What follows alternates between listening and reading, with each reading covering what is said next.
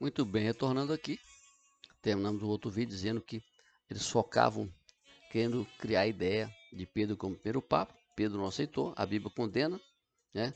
Então, o que nos cabe aqui é entender essa questão. Por que a igreja cristã não pode ter papa? Porque nós não temos um líder na terra superior a todos. Paulo, inspirado pelo Espírito Santo, diz que ninguém pode lançar outro fundamento além daquele que já foi, que é Cristo. Isso está Cristo 1 Coríntios 3:11. Então, só para se mostrar uma ideia, por causa dessa falsa interpretação de Mateus 16:18, o papado é a usurpação da Trindade. Veja bem, acompanhe comigo. Por quê? Porque ele, o Papa, usurpa o lugar de Deus. Ao receber o título de Papa, quer dizer pai, o Papa se autodenomina pai da cristandade, isto é uma afronta à palavra de Deus que diz que ninguém deve chamar de pai senão Deus. Então, segunda coisa, ele usurpa o lugar do Filho de Deus. O Papa usurpa o lugar do Filho de Deus, isso de três maneiras. Primeiro, quando ele se autodenomina pedra fundamental da igreja. E Pedro, com a qual ele afirma o primeiro Papa, diz: Cristo é a pedra fundamental. O apóstolo Paulo reforça em 1 Coríntios 10, 1 Coríntios 3, Efésios 2, 20 e o texto de Pedro, 1 Pedro 2, que eu li para vocês. Segundo, quando ele declara que é a cabeça da igreja, ele fere a questão de quando Jesus fala que não há um mediador entre Deus e o homem. Que Cristo é o único, Cristo é a cabeça da igreja. Efésios 5, 22, Efésios 1, 20 a 23. Terceiro, quando ele define o seu sumo pontífice. Esse termo em latim significa supremo consultor de pontes, ou seja, supremo mediador. A Bíblia diz: há um mediador entre Deus e os homens, Cristo, o Filho do Deus vivo. Então, Jesus foi enfático de: eu sou o caminho, a verdade e a vida. Ninguém vê ao Pai senão por mim. Então, não há um outro mediador. Terceiro, quando assume-se a ideia de Papa, ele usurpa o lugar do Espírito Santo. O Papa usurpa o lugar do Espírito Santo quando o céu denomina vigário de Cristo na terra. Por quê? Porque a palavra vigário significa substituto. O substituto de Cristo não é um homem, não é um apóstolo, muito menos um papa. A terceira pessoa da Trindade é o Espírito Santo de Deus, prometido por Jesus no Evangelho de João, no capítulo 14. Eu vou para a casa do meu Pai, vou preparar o lugar, mas enviarei outro Consolador. Então, não existe vigário. Pode existir o conto do vigário, mas vigário, substituto de Cristo, não. Por isso, meus irmãos, é importante tentar compreender que essa questão dessas hierarquias criadas na igreja, que surgiu lá da igreja cristã, surgiu dos apóstolos, que foram perseguidos. No capítulo passado, nós falamos da perseguição da igreja que foi espalhada por toda a terra, que foi a ação de Deus. E Deus aqui permite, né? Nosso assunto é Deus na história. Então, como é que Deus permite tudo isso? Como é que essas coisas aconteceram? Sabe por quê, irmãos? Porque, na verdade, a verdadeira igreja de Cristo, a igreja de Jesus, essa que Deus prometeu caminhar com ela, que foi criada por Deus, edificada por Jesus, ela continuou.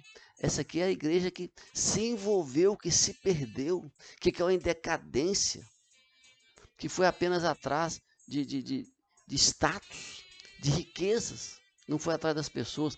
Tanto é, nesse período aqui, irmãos, a Bíblia era proibida. Não se podia ler a Bíblia, somente os padres poderiam, e teve um período que só podia ser lido em latim, as missas eram em latim. Por quê? Porque isso veio fazendo com que a verdadeira igreja, mesmo sufocada, pequena, ela foi crescendo e foi sendo fiel quanto a esta igreja Não, ela se ramificou, né? Olha só,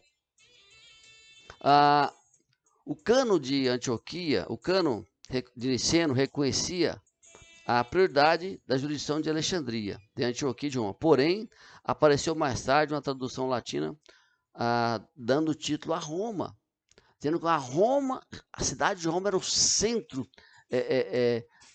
da religião. Por isso, até hoje, onde é que se encontra o Vaticano? Está lá.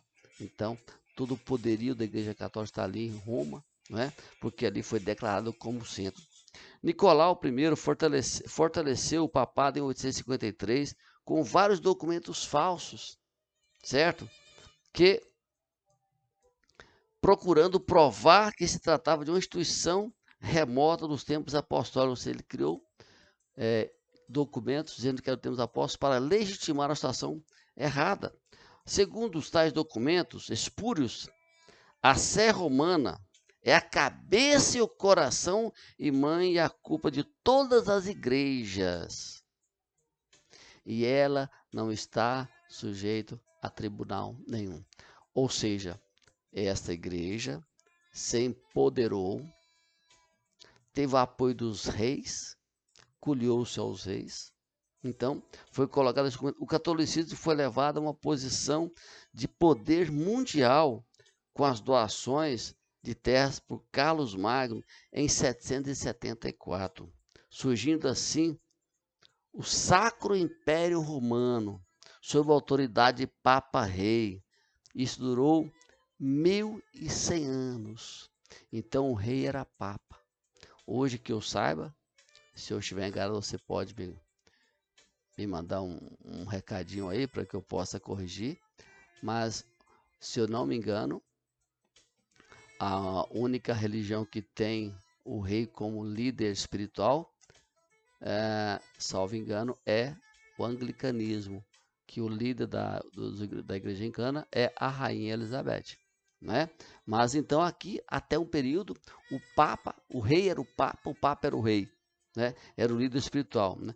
Aí com a morte de Carlos Magno, que se arrependeu profundamente de ter dado tanto respaldo ao papado, ele criou o Estado do Vaticano. O papado teve 70 anos em avião na França, voltou a ocupar o Vaticano em 1377, trazido por Gregório IX. Então veja bem, né? Desculpe, Gregório XI, não sei como é que fala. Então, Vítor Emanuel derrotou as tropas do Papa, pondo fim ao Sacro Império Romano no dia 20 de dezembro de 1870. Os papas ficaram confinados apenas no Vaticano até 1929, quando Mussolini e Pio XII, num tratado de Latrão, legalizaram o Estado religioso do Vaticano. Aí surgiu o Estado que até hoje, poderio econômico tremendo. E quem que é o líder? O Papa, hoje o Papa Francisco. Além de usurpar o lugar da Trindade, os papas muitas vezes lutaram com mão de ferro para destruir os que não concordavam com eles. Em 1208, exterminaram os cristãos albigeses da França. Na Espanha foram mais de 300 mil martirizados. Olha, na Espanha, olha só que coisa tremenda, foram martirizados mais de 2 milhões 300 mil cristãos que pensavam diferente, que não concordavam com o papado, né? Foram 300 mil martirizados e mais de 2 milhões banidos. Desculpe, 300 mil martirizados e 2 milhões banidos. Isso entre o ano, por causa entre 1500 e 1550, que eliminou, por ordem do Papa, 50 mil cristãos alemães. O Papa Pio V, nos anos 1566 e 1572, exterminou 100 mil anabatistas. E em 1590 foram eliminados cerca de 200 mil huguenotes. O monarca alemão Frederico II, instigados pelos jesuítas, começou uma guerra dos 30 anos, de 1608 a 1648, que ceifou a vida de 15 milhões de pessoas. Daqui vocês estão vendo que história mais triste, mais terrível, que história de tanta dor, né? Aí vocês veem o que foi o poderio desta igreja, do que eles fizeram. Então, queridos, a igreja, para a gente tentar entender uma questão pedagógica, para a gente já indo para o final dessa parte triste, nós entendemos que é o seguinte: nós podemos dividir a história da igreja em dois períodos distintos. Primeiro, que vai do primeiro ao quinto século, que pode ser classificado o período dos patriarcas, dos pais da igreja. Tivemos nesse período homens piedosos que viveram com poder e vida cristã, dedicação. Nós podemos citar aqui desse período Inácio, Policarpo, Justino, Orígenes, Irineu, Clemente, Alexandria, Tertuliano e Agostinho. Foram homens que viveram o verdadeiro cristianismo. Nessa época, os pais da igreja tivemos importante período dos grandes concílios, basicamente empenhados em grandes batalhas cristológicas. Em 325, aconteceu o primeiro concílio geral da igreja, quando Anastácio refutou as ideias heréticas que eram implantadas pelo romanismo. Então, em 381, o concílio de Constantinopla, a igreja reafirmou a doutrina da perfeita humanidade de Cristo. Então, ou seja, porque havia uma ideia de não aceitar Jesus como homem e Deus. Por isso, a gente tem que ver como essas coisas foram entrando, porque Jesus Cristo foi verdadeiramente Deus, verdadeiro homem, verdadeiramente homem. E ali havia uma disputa, porque são simplesmente interesse. Porém, em 416, no Sínodo de Cartago, que o maior expoente da igreja desse período, que foi Agostinho de Hipona, derrubou todas essas grandes heresias que eram pregadas pela igreja. Então, eu quero chamar a sua atenção aqui para o fato de que nem sempre a decisão de considerar uma igreja resolve o problema dela. No concílio de Nicéia, por esses concílios, deixa eu explicar para você, era o propósito de se unificar, de trabalhar as ideias, sempre do ponto de vista de alguém que queria domínio. Esse era o grande problema. Eles queriam domínio, queriam poder. Não estava preocupado com o povo nem ensinar a palavra.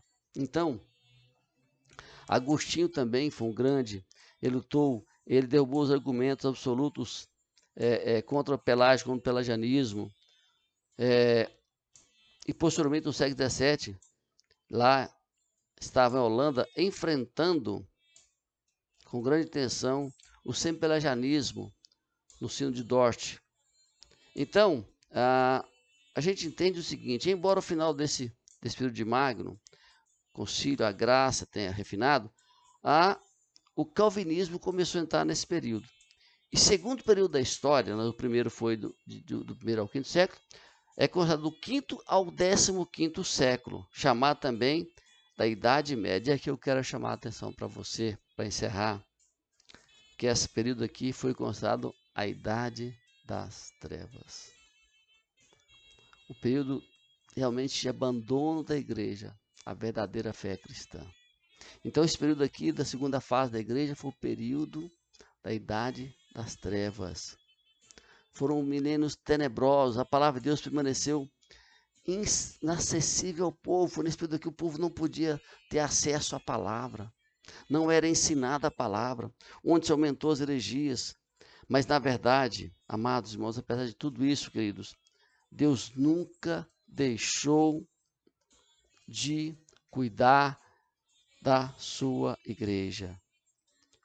E assim foi que, nesse período, Deus começa a mover pessoas, assim como houve lá em Pentecostes, para que houvesse uma pessoa que entrasse nesse meio, que fosse despertado, para que promovesse uma reforma. Aí é o nosso próximo assunto, que é a reforma protestante, promovido por Lutero.